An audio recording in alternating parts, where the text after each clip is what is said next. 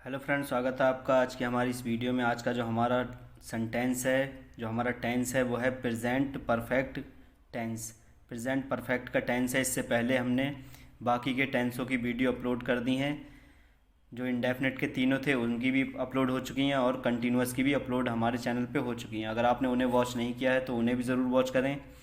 इसमें हम हिंदी सेंटेंस के माध्यम से इंग्लिश ट्रांसलेशन को सीख रहे हैं कि किस तरीके से हमें हिंदी वाक्य को इंग्लिश में ट्रांसलेट करना है। अगर आप चैनल पे नए हैं और आपने अभी तक चैनल को सब्सक्राइब नहीं किया है तो प्लीज़ सब्सक्राइब द चैनल। तो जो हमारा टेंस है आज का वो है प्रेजेंट परफेक्ट का। इसकी हिंदी वाक्य की पहचान क्या होती है?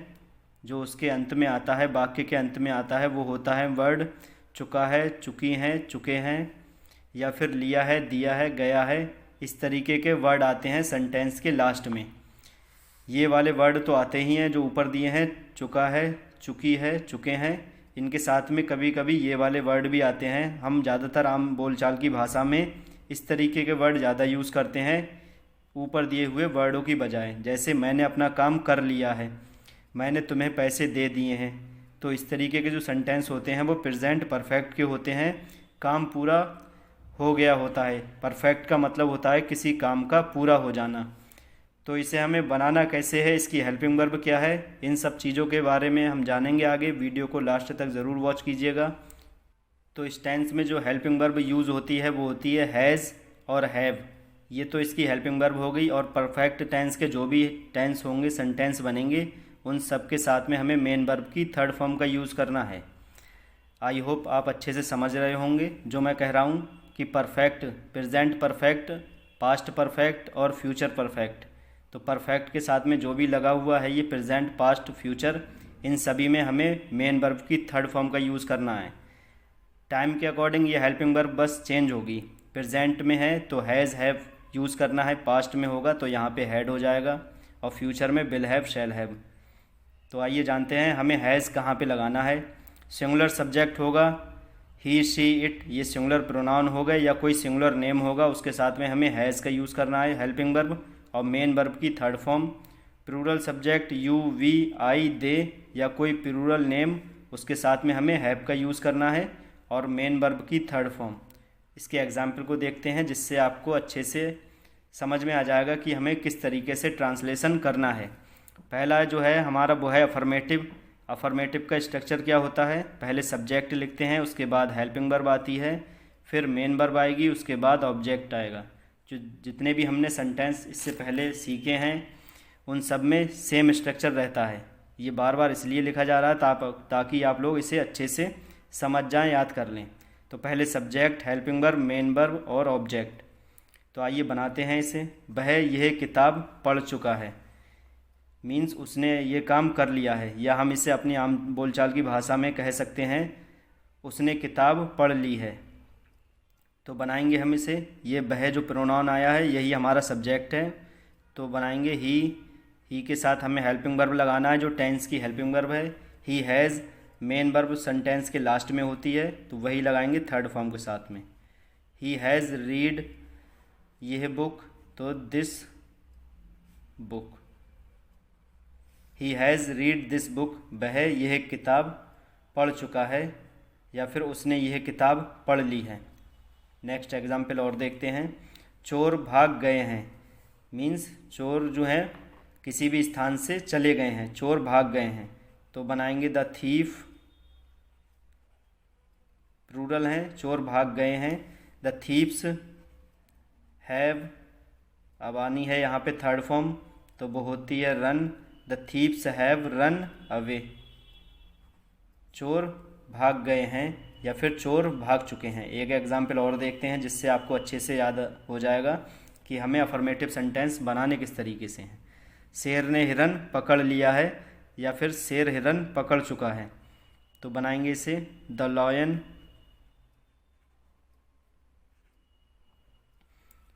सिंगुलर है तो हैज़ लगाएंगे। द लॉयन हैज़, पीछे ही वर्ब में है से पहले हेल्पिंग वर्ब लगाना है, पकड़ लेना, तो इसकी थर्ड फॉर्म लगाना है cot.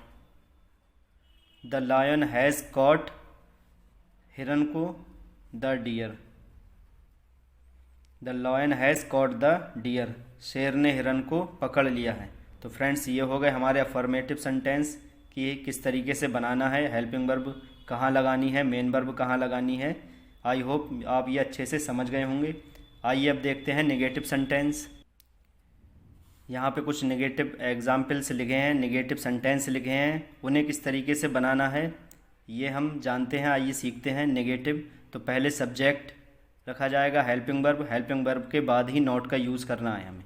Subject, helping verb, not और फिर मेन वर्ब लगाना है, उसके बाद में ऑब्जेक्ट या फिर बचे हुए शब्द अदर वर्ड। तो किस तरीके से लगाएंगे एग्जाम्पल में जानते हैं। गाय ने दूध नहीं दिया है, गाय ने दूध नहीं दिया है, तो लगाएंगे द काव। जो हमारा सब्जेक्ट है, काम का करने वाला है, उसे ही ग्रामर में सब्जेक्ट बोला जाता है। द काव हैज़ नेगेटिव है तो इसी हेल्पिंग वर्ब के बाद में नॉट लगाना है। द काव हैज़ नॉट, देना की होगी गिवन। द काव हैज़ नॉट गिवन मिल्क, गाय ने दूध नहीं दिया है। अगर यहाँ पे हम गिवन ना लगा के डायरेक्ट इसी मिल्क को वर्ब बना लेते तब भी हमारा सेंटेंस करेक्ट रहता। द काव हैज़ नॉट मिल्कड, यहाँ पे ईडी लगा के ये थर्ड फॉर्म वर्ब हो जाती। मिल्कड का मतलब भी होता है दूध देना। हमने चाय नहीं पी है, तो यहाँ पे सब्जेक्ट होगा वो होगा वी के साथ एक प्लूरल प्रोनाउन है तो लगाएंगे हैव, वी हैव। नेगेटिव है तो नॉट, पीना जो मेन वर्ब आई है उसकी लगाएंगे हम टेक और इसकी थर्ड फॉर्म होती है taken. We have not taken tea, हमने चाय नहीं पी है। तो हम नेगेटिव सेंटेंस बनाना सीख चुके हैं। आई होप आपको अच्छे से समझ में आ गया होगा कि नेगेटिव सेंटेंस किस तरीके से बनाने हैं। आइए अब देखते हैं इंट्रोगेटिव सेंटेंस, प्रश्नवाचक जिसमें प्रश्न किया जाता है। सेंटेंस के लास्ट में क्वेश्चन मार्क होता है। ऐसे वाक्य जो क्या से शुरू होते हैं और लास्ट में क्वेश्चन मार्क होता है। कुछ ऐसे वाक्य होते हैं जिसमें क्या, क्यों, कब सेंटेंस के बीच में आता है लेकिन लास्ट में ये क्वेश्चन मार्क ज़रूर दिया हुआ होगा। तो आप लोग जान जाना कि वो इंट्रोगेटिव वाक्य है, उसे बनाना कैसे है। जब क्या से स्टार्ट होते हैं तो पहले हमें हेल्पिंग वर्ब लगानी होगी, जो टेंस है हमारा उसकी हेल्पिंग वर्ब, फिर सब्जेक्ट, उसके बाद में मेन वर्ब और फिर ऑब्जेक्ट या अदर वर्ड। तो पहले हेल्पिंग वर्ब यूज़ करेंगे क्या से शुरू होते हैं जो वाक्य।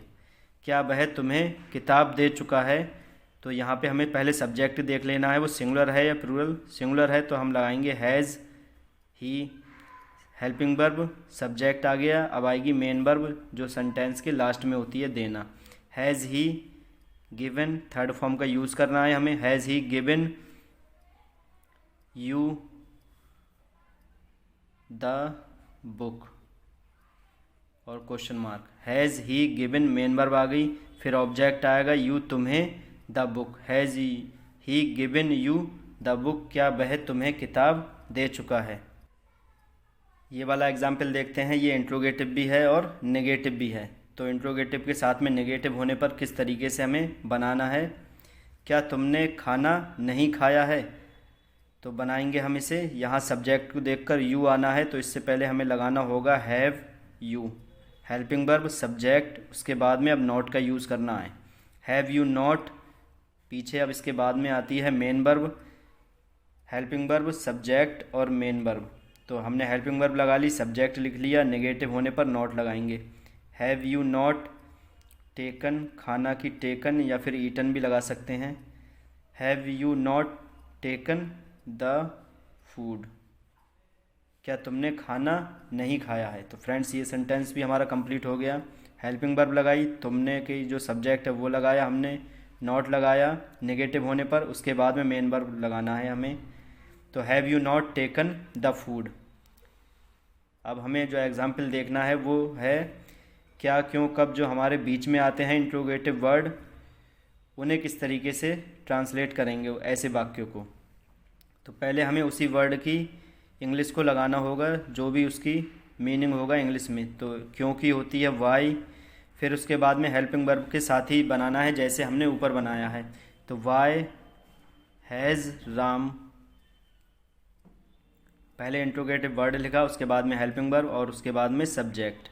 वाई हैज़ राम, और यहाँ पे आना है योजना बनाना। वाई हैज़ राम तो नेगेटिव है, इसके साथ में इंट्रोगेटिव के साथ नेगेटिव भी है, तो यहाँ पे नॉट का यूज़ होगा।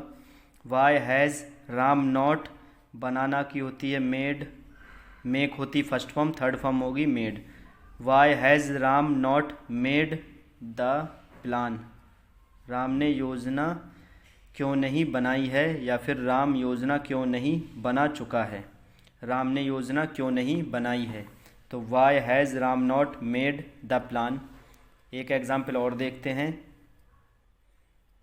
तो यहाँ पे जो इंट्रोगेटिव वर्ड आया है वो है कैसे। तो कैसे की जो इंग्लिश होती है वो होती है हाउ। उसके बाद में पहले इंट्रोगेटिव वर्ड के बाद में हमें सेम वैसे ही बनाना है जैसे यहाँ पे ये क्या से शुरू होने वाले सेंटेंस को ट्रांसलेट किया गया है। तो how have you, helping verb, उसके बाद में ये सब्जेक्ट हमने लगाया। तो हाउ हैव यू, उसके बाद में मेन वर्ब लगाना है लर्न, उसकी third form. How have you learned this, ये है पार्ट, तो दिस लेसन या फिर this chapter. How have you learned this chapter, तुमने ये पार्ट कैसे याद किया है।